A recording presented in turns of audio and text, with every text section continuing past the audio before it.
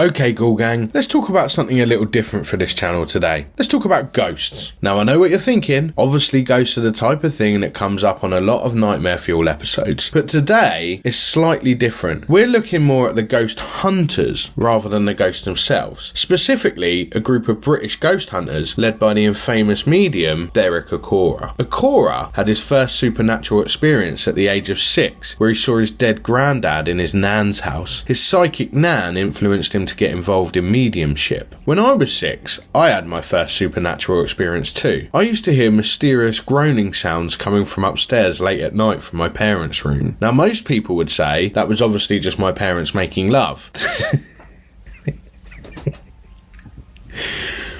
That could be true, but my dad wasn't.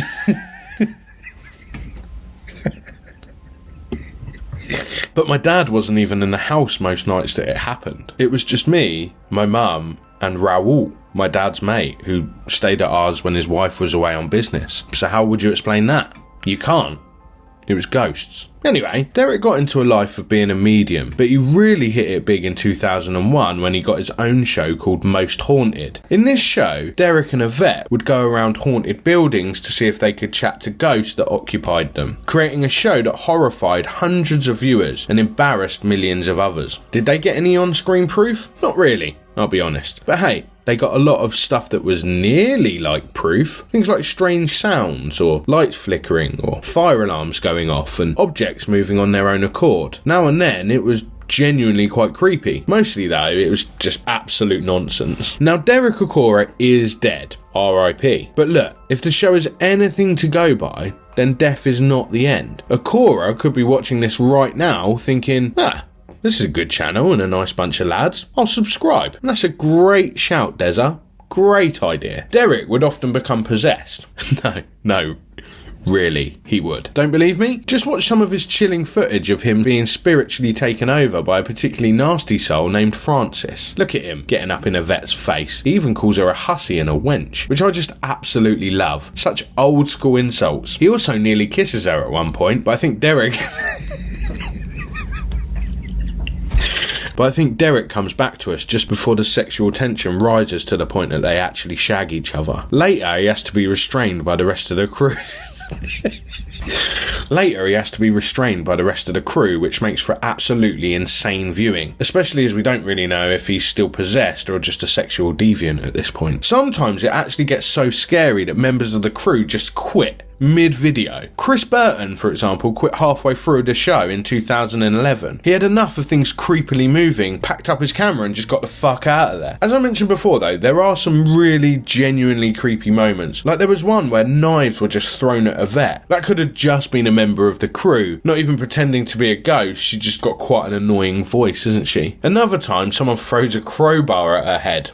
Again, could have been anyone, couldn't it? Luckily, it misses, but as a viewer, you're sort of kind of hoping it didn't. She's got the same droning tone as Diane Morgan as Philomena Kunk. There's one particularly incredible episode set in Athelhampton House, which is named as one of the most haunted places in the UK. First of all, how does a place get that title? It seems like all you need is one ghost to be one of the most haunted places ever. If we're talking most haunted, I at least want like a rugby team of ghosts, not just one single poxy ghost of a man from the 1800s. Grow up. But here, it wasn't even the ghost of a man, nor was it the ghost of a woman.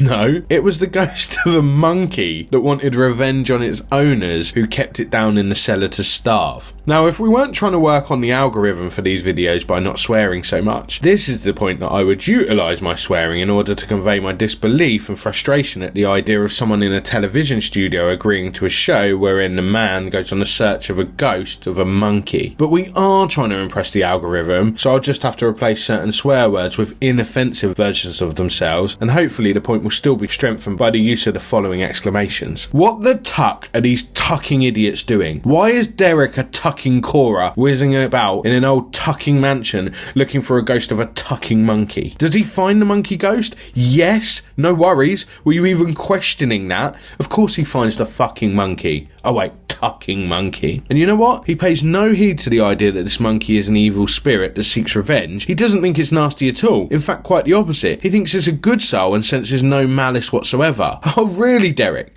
So let me get this right. You're saying this ghost monkey doesn't have a concept of revenge. You're saying that a monkey can't grasp the idea so complex as plotting vengeance against humans. You seem to be implying that a primate is incapable of harbouring a seething resentment into the afterlife. How interesting, Derek. I suppose that's why Shakespeare didn't do a monkey version of Hamlet, isn't it? Of course, the spirit chimp isn't out for revenge. It just wants to get on with its, well, not life, but obviously just general haunting, if you know what I mean.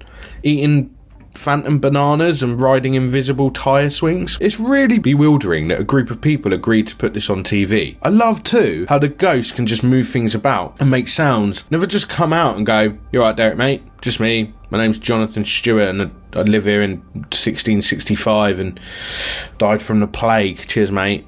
No, they just sort of bump into things and knock them over randomly. Which obviously couldn't be the crew in a pitch black room, could it? No, it's the ghosts. They did, though, get some footage in 2017 of something that looked like a ghost. But I mean, they say that as if they know what a ghost looks like. You ask what one looks like and they say, like a human sort of shape, but spookier. Yeah, alright then, mate. Then I'm going to go out on a limb here and say that what you've probably got there, is footage of a person. And they'd probably ask me, well, why do they look spooky? It's probably because everything's filmed in fucking night vision to make it look spookier. But hey, who am I to judge? I've never uncovered the mystery of the sounds in my parents' room. And I know that it freaked my mum out too, because whenever I asked about it, she'd go white as a sheet. She told me not to tell my dad in case it scared him too, so I haven't. But Dad, if you're watching this, is that scary or what, mate? Well, that's about it for this episode of Nightmare Fuel. Did you watch the show? Have you ever had any ghostly experiences? Did your mum have special friends who visited her when your dad was away? We'd love to know, so make sure you leave a comment in the comments section below. In the meantime though, thanks for listening, good night, and as ever, sweet nightmare fueled dreams.